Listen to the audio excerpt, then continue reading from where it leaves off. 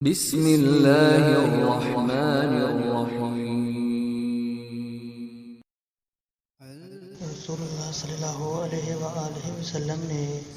اس وقت جب آپ کے گرد صحابہ کی ایک جماعت بیٹھی ہوئی تھی فرمایا کہ مجھ سے بیعت کرو اس بات پر کہ اللہ کے ساتھ کسی کو شریک نہ کرو گے، چوری نہ کرو گے، زنا نہ کرو گے، اپنی اولاد کو قتل نہ کرو گے اور نہ عمدن کسی پر کوئی ناحق بہتان باندھو گے اور کسی بھی اچھی بات میں خدا کی نافرمانی نہ کرو گے۔ جو کوئی تم میں اس عہد کو پورا کرے گا تو اس کا ثواب اللہ کے ذمہ ہے،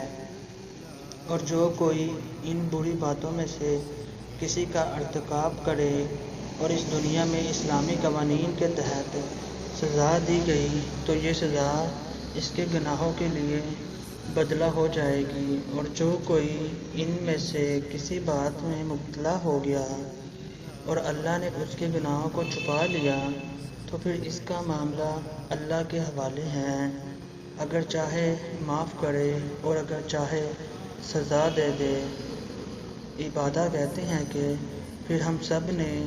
ان سب باتوں پر آپ صلی اللہ علیہ وآلہ وسلم سے بیعت کر لی۔ صحیح بخاری حدیث نمبر 18۔